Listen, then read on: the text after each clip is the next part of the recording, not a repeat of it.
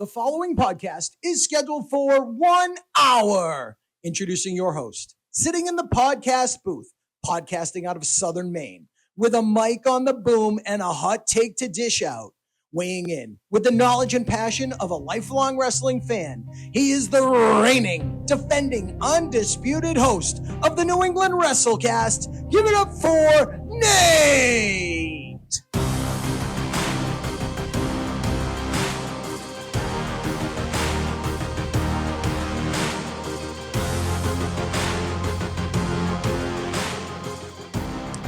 Hello, everybody, and welcome to episode 5 of New England WrestleCast. I am your host, Nate. Thanks, as always, to Mr. Rich Palladino for the amazing introduction. And thank you to everybody for tuning back in for the 5th episode. We don't have a lot of wrestling news to talk about this week. It was a pretty quiet weekend in indie wrestling. But for that, we have a hell of a guest, somebody I have known for almost 10 years. I knew him way back in 2016, 2017 at Limitless Wrestling shows. So I'm excited to have him on, chat with him about his professional wrestling career, and just shoot the shit for an hour. So without further ado, let me introduce Lights Out Lee Miller. Lights out, lights out, lights out, on switch, lights out, lights out. It's lights out, Lee Miller time. No words, I'm on killer time. I don't care if y'all like me or not, want to fight me or not, I'm still gonna shine. I got a flying knee for that. Lee, welcome to the podcast. Thanks for having me, Nate. Has it really been almost 10 years? It has, man. It's creeping really close to 2025. And it was That's 2016 in Westbrook. Yeah. It's nuts, dude, how fast. Dude, I was chatting with a friend of mine at work the other day, and this March will be 5 years since COVID started. Didn't that nuts. just like mess with your head? Wow, that's crazy. That makes, I'll get into that in a minute, but that's 5 years since I was getting ready to run Go 2. That's crazy. Dude, it flies right by. It is so nuts. So for any of our listeners who may not know who you are, I know due to the some of the guests we have on here, I do get a lot of the chaotic people that listen in. Why don't you introduce yourself a little bit and tell people who you are?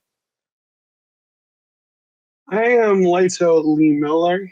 I have been at this for 7 years. I started in IWE, Independent Wrestling Entertainment, right around actually the time MSP started. I didn't financially have the money to keep going, but things happen. I had to wait a couple of years. I became a family man. And then I started being pretty consistent. I worked with IWE until they closed. However, when I started, I had the common bad attitude that every rookie has. What attitude is that? Elaborate on that a little bit. The bad attitude is you think you need to be handed a spot. You think you have already earned that spot, but you haven't. Okay. You have to earn it from the ground up. So one thing that I was told as a new person going into it, one thing that's really important to consider is go in acting like you don't know anything and be willing to listen and be willing to learn. Because if you go in with an arrogance or an attitude, you're going to get chewed up really fast. Yeah, I got chewed up pretty much to the point that I was almost kicked out of the locker room. Probably not a good start. No, not at all. Not at all. Cousin Larry grabbed me and said, "Yeah, come with me. Come with me." Yeah. My attitude changed real quickly. It changed because he pulled me in and it was more one-on-one. It was more, you need to stop what you're doing, sit down, shut up and listen. Go talk to who you're working. Don't worry about the outside stuff. Don't worry about the politics. Just focus on what you need to do. And that really clicked with me. So to the point that for the last 7 years that I've been consistent, that's what I do. I go in, I find out what I'm doing, I talk to that person, and then I throw headphones in, and that's it. So while you learned those things from cousin Larry, which obviously he taught you a very good lesson, um, looking back on before that conversation when you kind of carried that way about you, uh, do you feel like that still helped to build a foundation of maybe learning the hard way what not to do and then teaching you to be not just a better wrestler, but a better like teammate and coworker in the locker room? Oh, easily. Easily. It made me better than what I was. That lesson was needed to be taught. Sometimes the hardest That ones arrogance, are the most important ones. that arrogance was also the foundation for what helped me build Lights Out, and it also helped me lead to the championship, the heavyweight championship in the NAWA. The entire time of COVID, actually, the first show, we had it in what we call the meat locker at Skits. Okay. Literally, meat, like, you go into the meat packing factory and you have that plastic that's hanging. Right. Yeah. We literally had that all the way around the ring to separate the ring from the audience. And I beat Malik Logan for the title at Skits. I was only supposed to hold it for a couple of months just to raise me up. I ended up holding it all the way through COVID. Oh, nice. And then we get to Geno's, but finally we get open at Geno's, the first big show, and I lost it. Now, I don't think I was at that event. I have caught a couple of the Geno shows. That is definitely that's an interesting place. It's, I've spoken to fans there. I've spoken to many wrestlers that perform there, and a lot of the takeaway that I have from that is that Geno's is interesting because since it's a bar show, like there are some people there that watch wrestling and like wrestling, but for the most part, like they're just drunks and they want to be entertained. And so the consensus that I've taken from that is that it tends to be a little bit how do I want to phrase this in a non-breaking the fourth wall way? Um it allows you guys to focus more on working the audience and less on like crazy zany stuff, because like something that might seem rudimentary to your everyday wrestling audience is going to be exciting for a bar audience. Would you say that that's fairly accurate? Yeah, that's pretty accurate. I love Geno's. Geno's is my favorite place to work. The crowds, they're rowdy. It doesn't matter what it is. You can throw a simple headlock takeover and they go wild.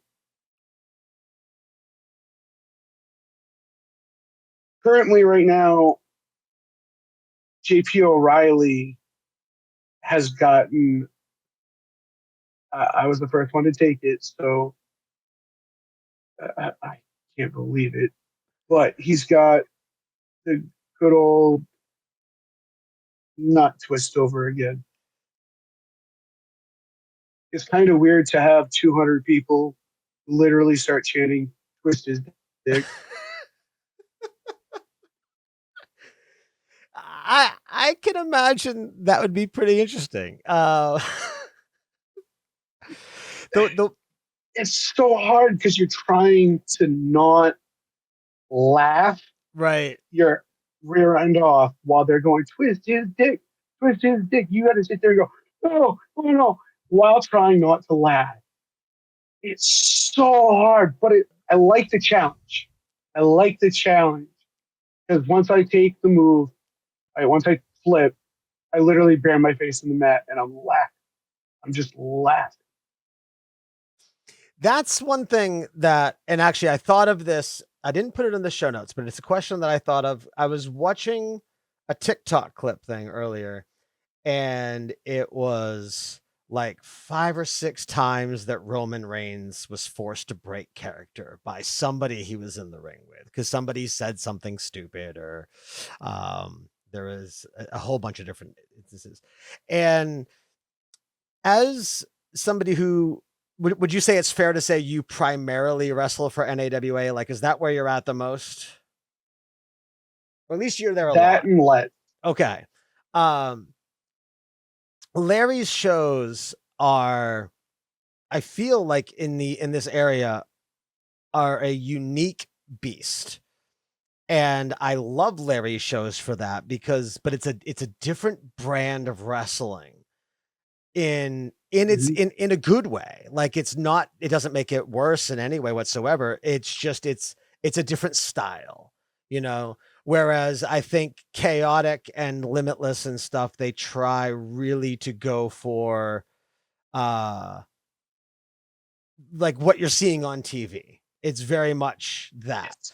And NAWA is like old school, like small crowd getting in there and having a good time. I like working for both NAWA and actually New World Wrestling Extreme out of Rhode Island. They're the same way. They're very old school base. You don't need to do 900 things. Right. You just need to do a couple and then make a finish, make it make sense. You got to talk to the crowd, get the crowd interacted. They're very old school. Right. Let's is obviously the sister promotion to Limitless. Limitless. Yeah. So with it being the sister promotion and me going to the dojo, that's where I train now. It's that constant, almost TV style. You're go, go, go, go, go, go. Right. And I like to say that I'm pretty much, doesn't matter what show I'm on, I'm a good mix of both. It definitely, as a fan, it feels different watching either one. And I can only imagine that as a wrestler, you know, it definitely has a different feeling.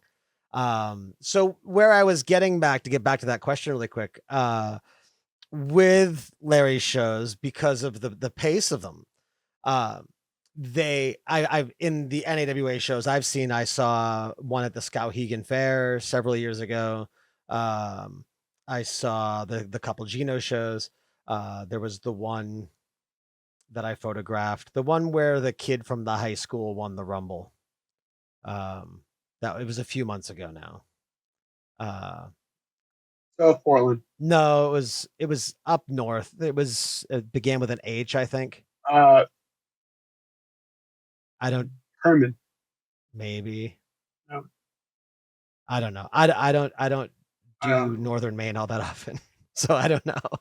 But anyway, so I've seen a handful of NAW shows, and there's always like a comical element to, like, someone's gagging something, whether it's Larry and the Thumb, or Bevis is out there being a goofball, or just somebody's like having a good time. And when you are playing, and I know using the word playing breaks the kayfabe a little bit, but when you're playing that heel character, how do you go about not laughing when you're not supposed to be? Like, is that something that you feel that slower style, does it make it more difficult because there's almost more time between things you're doing? So if there is something that your opponent's doing that's funny, it's more difficult to like hold it in. Yeah, doing that old school style it makes it a lot harder to be able to hide where you're trying to laugh. Right. Like I can't. I don't want to. I'm not. How do I do Say this? whatever you're comfortable saying. Don't say what you're not. That's fine. You're in the industry. I'm on the outside of the industry. So I think what we're at liberty to say are two different things. Exactly. I can hide it well if you see me grabbing my ref, Right. it's 9 times out of Right. 10 I am hiding my laughter. And see, and I think that's great. Like the conversation has come up a couple of times on this podcast, because obviously, like we're loosely kayfabe, but we're loosely not. Like, I want to have Right. real conversations with you guys, but I also want to respect that element of the industry, of course, because it still is part of it in many ways. But as a fan, I I love that the industry in itself is more open to that now. Speaking specifically of the TV product, like I love that we have the characters in the ring, they're doing their thing, but then, there'll be like a WWE network program that has them hanging out and having fun. So I like that we kind of see that a little bit because wrestling evolved. And again, this has been talked about on a couple different episodes, but so when I see that break, it as a fan, I see that and it makes you guys it makes me perceive you guys as being more real. Does that make Yeah, sense? I see what you're saying. Because like when you guys Yeah, are in the ring, totally. you're like live action comic book characters. Like you're larger than life. You're in there, you're doing these crazy things. And that bit of humanity that shows through, like I think adds a level of depth to it. And I personally enjoy that. I like to. I I'll I'll break it a little, and I know right now that Larry's gonna go. You shouldn't have done that, but I like to break that fourth wall a little and give what I'm actually feeling in the moment. Sure. Is there so just to make it so you don't say the thing you're not supposed to say, but maybe it's something that already happened. Is there something you've ever done in the ring where after your match you went out to the locker room and Larry was like, "The hell did you do that for?" Yeah, Is that a long list? no, no, no. It was probably I'd probably say my 10th match working for him. Actually, Skowhegan. Skowhegan. I was working Jason Rumble, and Rumble took a hip toss from the sit down clothesline, and I went to cover him. And Joey Gleets was our rep. He hit the mat. He goes, "God damn it! It smells like horse shit down here." 1, 2. I rolled out of the ring. I rolled out of the ring. I rolled out of the ring. I sat there for a minute, and I went, "Wait, what?" As I'm laughing. I get back in the ring. Jason rolls me up. 1, 2, 3. We get to the back. Larry goes, "Why the hell did you roll out of the ring?" I go, "Joey broke me." Larry goes, "He broke?" I go, "Oh, yeah, yeah, yeah, I broke." He goes, "You're not supposed to break." I go, "I broke." I can see Larry. Did he chop you for it? Oh, yes. Yeah. Dude, I get chopped every time I see that guy. So, Well, that's the love, thing, though. huh? I've been chopped by him to the point now that anybody chops me really, and if they don't hit me as hard as him, I look at them and go, really? Right. He's There's got a a video on hell my of a chop. TikTok. there- There's a video on my TikTok where JD Drake has chopped me twice. The first one, I stand there and I just look at him and smile and go, yeah, that was a good one. And everybody's like, you're no selling it. You're no selling JD Drake. I'm going, no, no, no. Larry chops me all the time. I'm not no selling that. The second one in the ring, because he came back and ran a seminar, and I did his seminar. I'll get into that in a second. He chopped me so hard that I had no choice but to go down It's because you no sold the first one. because I no sold the first one.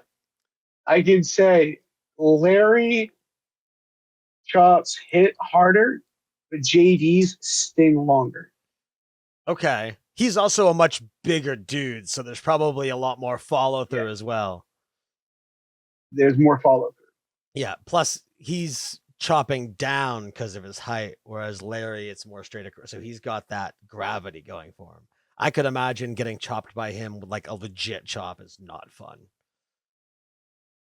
No, it's not. But I call for him. Right? There you go. So talking about the fun in NAWA, the fun at Let's Wrestle, starting back with I have it written right there. Where the hell? IWE. I wanted to say IWF, but I knew it wasn't an F.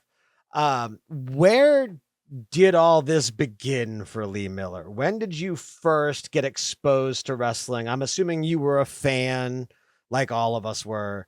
At what point in your life did you say, that's what I want to do? I and since I was a kid, since I was like 7, I said that's what I wanted to do. Everybody would look at me and say, no, you need to get a real job. You need to get a real job. You're not going to be able to do it. You're not going to be able to live off it. You need to get a real job. My godfather was the one that looked at me and said, yeah, you need to get a real job, but you need to chase your dreams too. And it might have taken me a little bit, but I started in IWE. I want to say 2014, roughly. I'm probably getting it wrong. I started when MSP started, but I wasn't able to be consistent with it due to lack of funds and not being able to keep up with it. However, I was always around IWE during that time. I was outside watching as training was going on. I was ring crew. I was Joey Gleach's ride. I was the first one to arrive with Joey, the last one to leave. Then IWE, I started going to do backyard. I got bored with just sitting there, so I started doing backyard in Fairfield with Backyard Wrestling Entertainment that no longer runs. It got to the point that us 5 or 6 of us were drawing bigger crowds at our friend's house than this was after IWE switched hands. We were drawing bigger crowds at the backyard than IWE was at the community center. To the point they were like, all right, we're going to waive the deposit, come train with us. So we all went and trained with them, started with them. However, they didn't keep up with it, so they passed on training duties to Sean Killian. Sean Killian turned it into what we called the Dirty Dungeon over in Winslow that's no longer running.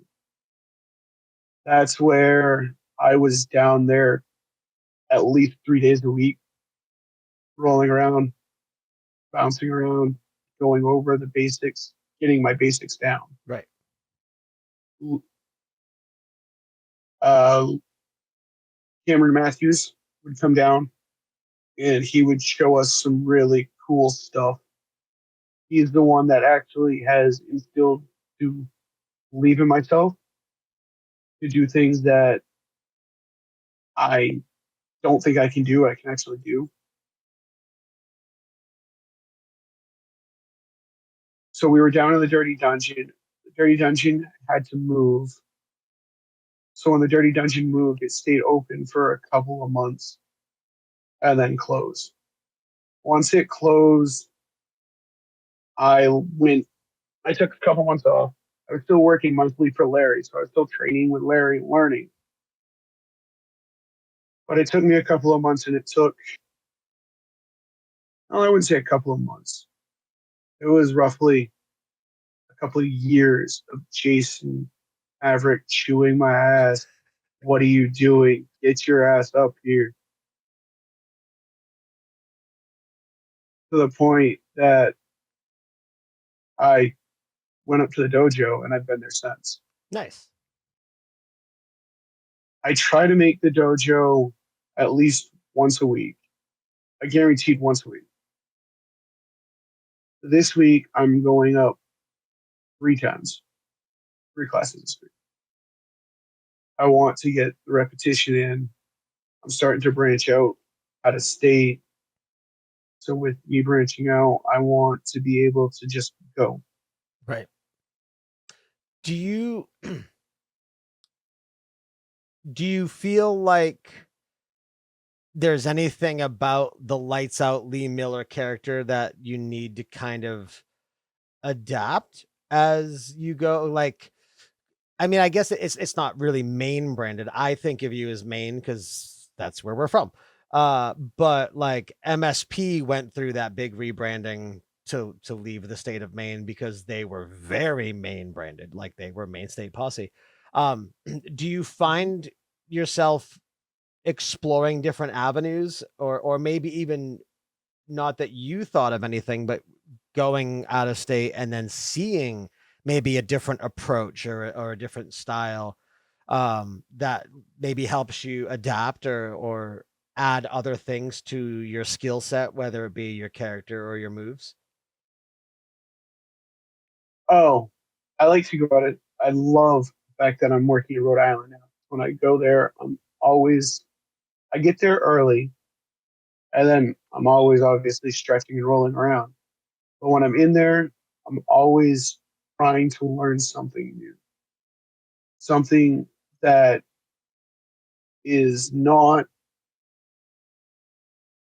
If I see something, I'm like, hey, how'd you do that? And I pick up on it.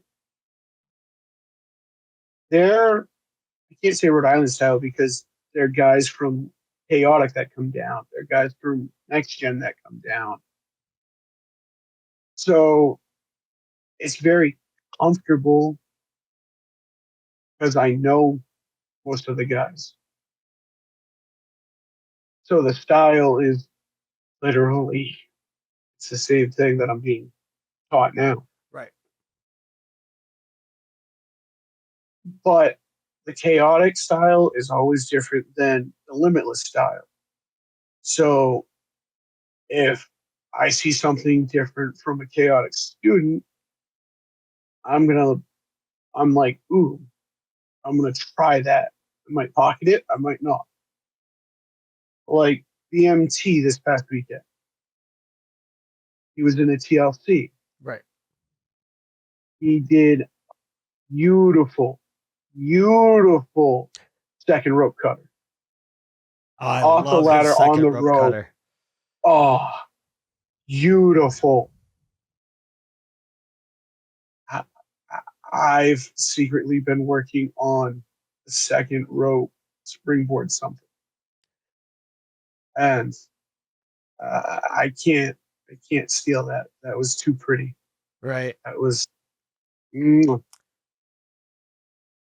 BMT, a friend of the show, a friend of mine, great dude.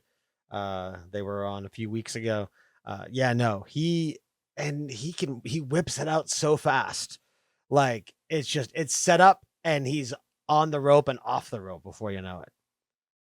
Uh, it was From the Twitch chat, Bang, bang, boom. we have a question. Is there something that you would do in a bigger show that you could perhaps never pull off in a bar show? Like just where they're kind of a different setting. Like, is there anything that stands out that's like, okay, I'm gonna save this for different venues and like kind of the bar setting just makes it feel different? Yeah, yeah. Um, Saturday, I pulled off, it's on my social medias. I pulled off a choke slam variation, and I didn't realize, I saw Mace do it when he was part of Retribution. Damian Priest does it now, and he calls himself a heaven, where he sits down on his rear end as choke slams the guy. Okay. I don't want to use that on small shows. I want to save that for bigger shows because it's that big move that I want to save. Right. That makes sense. Kind of like save the, like we were talking about earlier, like save those big, like the, I guess the high risk maneuver. That's what they're called, right? Or I guess that would more so just be like a big pop maneuver.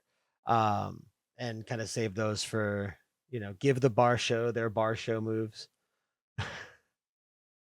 Yeah, yeah. And that a lot of that, Save. I would say that's not even to like say that the bar show isn't worthy because they're still fans. They're still paying fans. They're worthy of a good show, but also it helps you guys because granted, there's some level of danger to what you guys do on every scale, but it lets you guys maybe have a little bit more relaxed of a night. I wish I had it on film because Levi Spade's last Kino show was against me. And he hit me with a black mass that was beautiful, spot on. I hit him with a corner sit down power bomb. We get to the back after hitting like 3 or 4 big moves. We get to the back and Larry's going, "What are you doing? Why all the finishers? That power bomb should have ended it." And we're going, "Larry, they're loud. They'll be loud for a headlock takeover." Larry, relax. They're still going to be loud for you. We just wanted to give him a good send off. Right. And Larry went, "Oh, yeah, this is his last one." Fucking Larry. I love Larry, man. Larry is such a cool dude. He not till like February, but he's gonna be coming on the podcast to hang out. So I'm excited for that. That'll be a good time. We'll see how much I can get out of him. He'll be like, I can't say that. I can't say that. He's my wrestling dad. I'm gonna get a chop for every question I'm not supposed to ask him, is what's gonna happen. So what's that? You got to show up first. Well, he'll chop me at the Limitless shows. Dude, I was telling him. Oh, that's true too. Yeah, I was telling him I need to make an NAWA show here soon. I think there's one coming up on a Saturday in the next couple of weeks. Corona. What's that? Corona. Maybe, I don't know. Corona is. I gotta look. It's fine. But yeah, because usually they're on Fridays, and somehow it's always on the same night as the Chaotic show. And even that one that you guys did at the Doubletree a couple months ago, that happened to be the same day as a Rad Pro show. So like, it's just, it's I'm all over the place, and it's a bummer. I love doing photos for Larry and you guys, and I know you guys appreciate them. But it's just, we greatly appreciate it all over the place. I was bummed. I mean, I wouldn't have been either one, but I was sick a couple weeks ago, the night that Hazard took the belt off Blade Bandit. and that would have been a great show to be at. Yeah, about that night. Yeah, about that night. So originally, I was set to face Alexander Lee, who I have been following since IWE started, and it's one main icon I have left to check off on my list. So I have been looking forward to this. I got asked if that's a match that I wanted, and I told Larry, yes, I want that. Well, night of the show, Alexander Lee calls Larry, says he can't make it. I go, okay, that's fine. I want a mic. I want to speak my mind. I've got something to say. Larry said, okay. I got the mic. I literally looked at the camera. Well, yeah, the camera over in the corner. I looked at the hard cam. Alexander Lee, you call yourself Hardcore Jesus? No. You keep running me. You keep ducking me. This is twice we were scheduled to fight. You're not Hardcore Jesus. You're a hardcore bitch. So come December 6th, when we return to Geno's, it is finally going to happen. Alexander Lee versus Lights Out Lee Miller. That's going to be a hell of a match. I obviously am a fan of yours. I'm a big fan of Alexander Lee. That's going to be a hell of a match. I still am going to tell you what I told you on Facebook. He's going to beat your ass. He's gonna beat my ass. That's my trainer. So he has to tell me everything he knows. I'm gonna go in and I'm gonna get a hold of him. I'm gonna throw him around, and I know right now I'm gonna go to throw something, and then I'm gonna get dumped on my head. Yep. And very, very, very roughly as well. No, Lee's great. Lee is one of the first people. In Twitch it says, who will be the superior Lee? You're looking at the superior Lee. Oh, big words from Lights Out. So that's December 6th at Geno's. You know what? Yep. I'm gonna confirm for you right now, sir. I am gonna do the stupid podcasting move and look at my phone while I'm podcasting. I do not have a chaotic show that day. Sir, would you be interested in coming to take photos for us? I am going to come and take photos of Alexander Lee beating the shit out of you. No, it'll be a good time. Yeah, that's exciting, actually. Geno's is always fun. End of the year show. So yeah, hopefully nothing gets added to that. But if my calendar does not change between now and, Christ, that's only 2 months away. Where did this year go? I know. It's crazy. But yeah, if my calendar doesn't change, I will be there. And everybody listening, NAWA, December 6th, Geno's in Portland, Maine. Show up. Say hi to Lee. Say hi to myself. I'll be there taking photos. Hopefully. I'm going to try my hardest. Let's get to some fan questions here before we run up on our hour. Let's see. Right. We already kind of answered Sarah's question, which was what inspired you to pursue a career. We covered that. So this was kind of written in what I wrote, and we got a question about it. So we'll talk about this for a minute. Let's talk about Bevis for a minute, because Bevis is a local legend, so much to the point that not only did I mention him in my show notes because I know he is your your ring valet. But a fan asked about him. So clearly we have Oh some God, people listening. Is it good or is it bad? What's that? Is it good Oh, or the is it question? bad? Yes. Just says, can you share any behind the scenes stories from your time working with local wrestling legend Bevis? And what have you learned from him, if anything? Because he's been around for a long time. Like I remember him from EWA at the No go. No go. No go. what? No go. He was the guy on True Life. I am a professional wrestler on MTV, the one based around Tony Atlas. You see Beavis, go. No go. No go. Really? Yes. I'm trying to remember if I've seen that. Oh, Randy Carver posted the clip. did he? So I must have seen it then at some point. Hold on, though. Hold on. Stop the presses.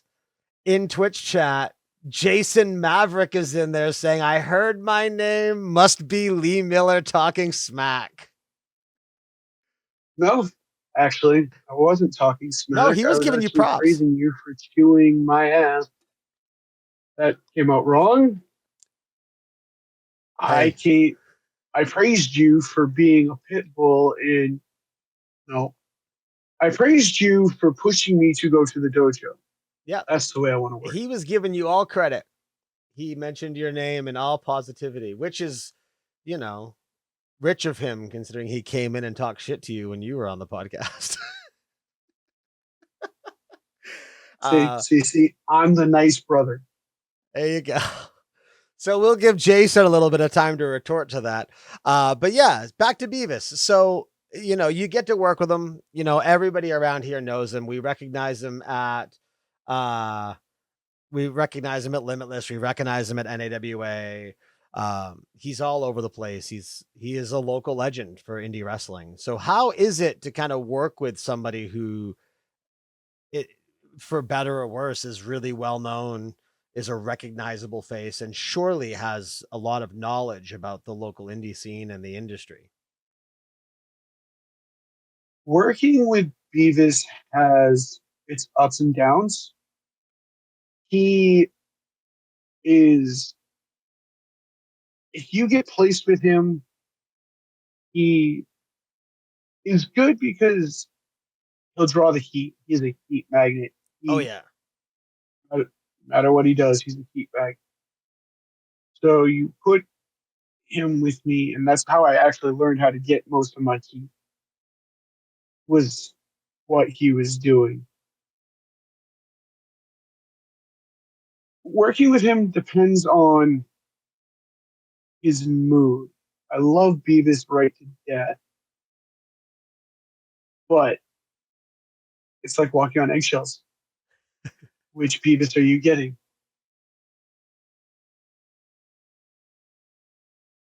I have learned that Beavis is loud, but he's dependable to be your right hand man to keep you awake on the way home.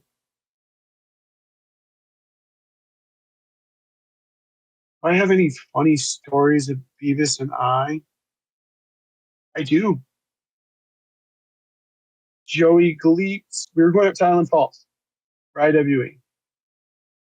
I was driving. Mark, roadblock, Mahoney, shotgun. Joey Gleets was in the middle seat because it had two seats.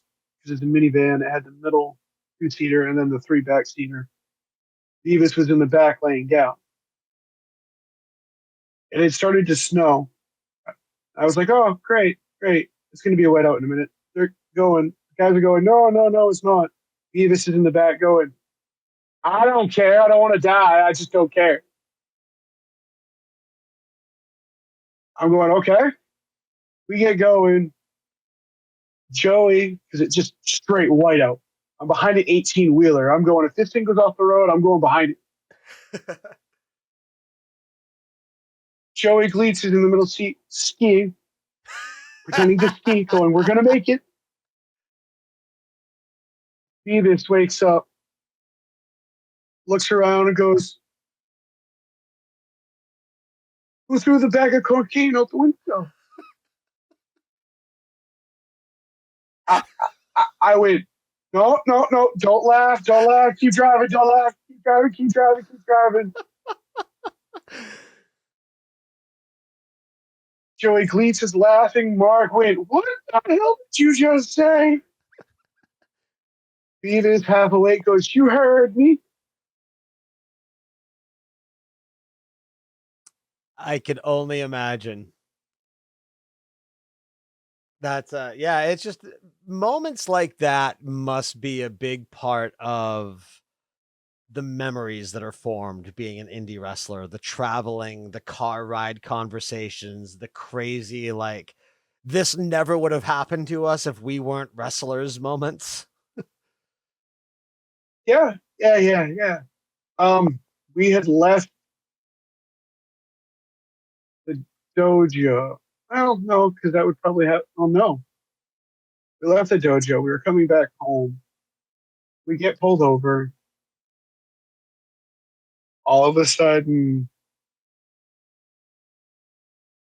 the person had no registration, no insurance, no sticker. The cop looks in, sees me and Jason, and goes, "I'm giving you a warning."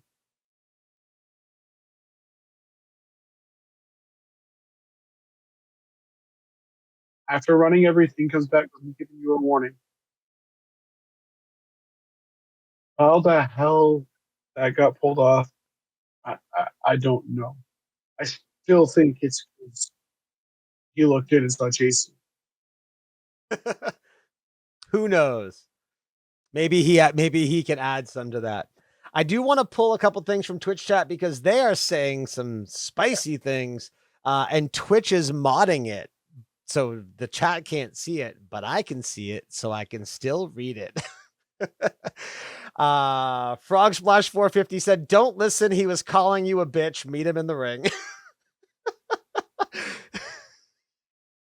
You want to see that match happen? It's actually happening in November November. November 2nd, because then Jason called you out. And he goes, "Y'all hear that? Lee's kissing my ass on live stream because he believes if he's nice, I'm not going to beat him bad on November 2nd.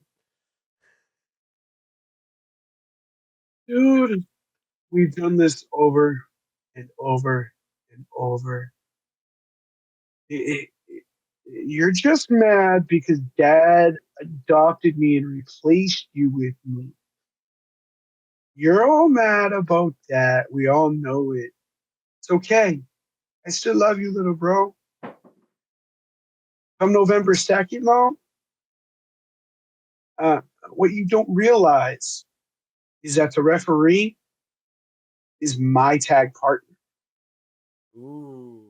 So if you think it's going to be 50-50, yeah, yeah, we'll give you 50-50. Frog Splash goes, "Ooh, see? Kick his ass."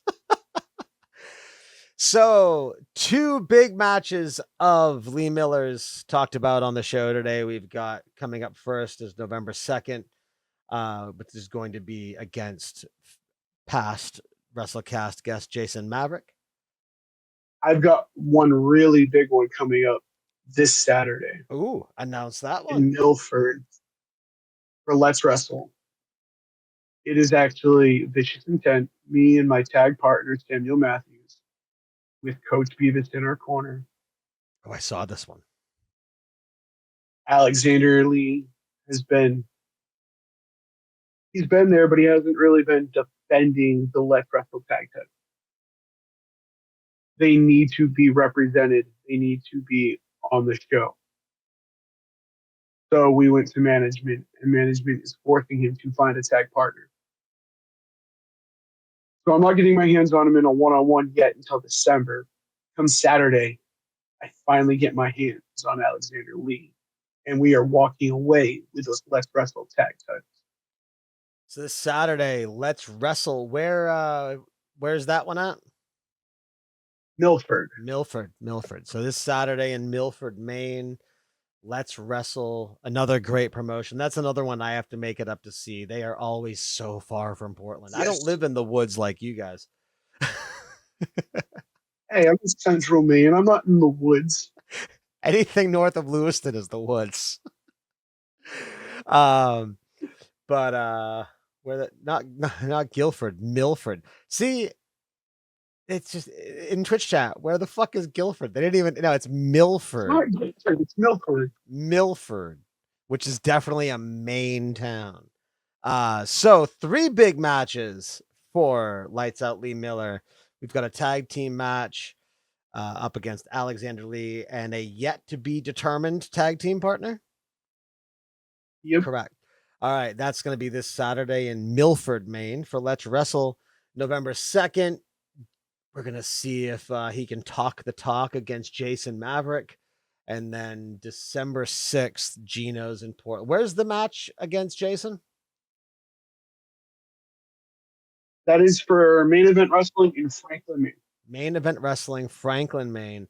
And then for NAWA, it's going to be Lights Out Lee Miller finally getting his hands one-on-one against hardcore Jesus himself, Alexander Lee. So 3 great matches to look forward to. I'm going to catch at least one of them. So do all of that and go support local independent wrestling. So speaking of local independent wrestling, before we reach our hour, there's the shout out for Lee's event coming up this Saturday. And what promotion's that through? Oh, yeah, it's Let's Wrestle. It's been a long day. All right, so Let's Wrestle this Saturday. Before the day before, Friday, we've got Chaotic Wrestling's Born to Raise Hell. We've got the special coronation of the Monarchy, the new Chaotic Wrestling Tag Team Champions. Again, congratulations to them. We've got Mortar versus Danny Miles. Those two are similarly to Lee and Lee are going to beat the living hell out of each other. And then we've got the 4-time Chaotic Wrestling heavyweight champion, JT Dunn, defending his title against Chaotic Quick Riser, Sean Legacy. So that's this Friday, October 4th in Watertown. And then Saturday for Let's Wrestle, the tag team match for the Let's Wrestle Tag Team Championship. So that's kind of it. It's going to do it. Lee, thank you so much for coming and hanging out with me. We had to kind of speed through the what's coming up because we just talked away the whole hour, which I'm totally okay with. Thanks for having me, man. Of course, man. It was a good time. I think people learned a lot. I hope people make the effort to come out and check out other local indie promotions. There's a whole bunch of them. I'll tell you, I have discovered so many indie promotions just from starting to do this show. Like one of the things I wanted to do was like, oh, I'm going to look up results for the past week. And then I'm like, holy shit, there's like 100 of them. They're all over the place. So I need to start getting out more and seeing some of these. I got to Jason's been bugging me and you've mentioned it a couple times too, making my way up to Main Event Wrestling. Please. But I'm in Portland. That's a drive. Yeah, I know. It's a drive for me. One of these days I will take a weekend and make my way up there. But I got to get up there and see it. It's up there in the woods. They have people outside. That's down east. They have people outside with like hand cranking generators to keep the electricity on. I don't know. But anyway, again, thank you so much, Lee. Thank you everyone who watched live. Thank you everyone who's going to listen to the podcast tomorrow. And leave reviews if you would be so kind. Those reviews really help out on the algorithms. They get the show noticed. I appreciate the reviews that are left. We're currently sitting at 5 stars out of 5. So thank you so very much for that. And next week's guest, for those of you that were looking forward to having or me having a conversation with DJ Powers. I do apologize. He had to reschedule. Unfortunately, some schedules changed in his life and he can no longer do Monday nights. But to not let you guys down and, to not have to listen to me talk by myself for an hour, we have recently booked, recently confirmed, announced on Instagram just a couple days ago, former Chaotic Wrestling Tag Team Champions, The Neighborhood, will be on the podcast next week. So tune in live on Twitch, twitch.tv/New England WrestleCast, 7 p.m. Eastern Time, or listen wherever podcasts are found. One last little thing, you can support the show by going to patreon.com/New England WrestleCast. It's $5 a month. It's one tier, no frills and crazy stuff. You get the feel good about helping support independent media, and also you get ad-free listening and ad-free viewing for the podcast and the recorded video. But that's it. Lee, once again, thank you so much. Thank you to the live audience. And we will see you guys next week.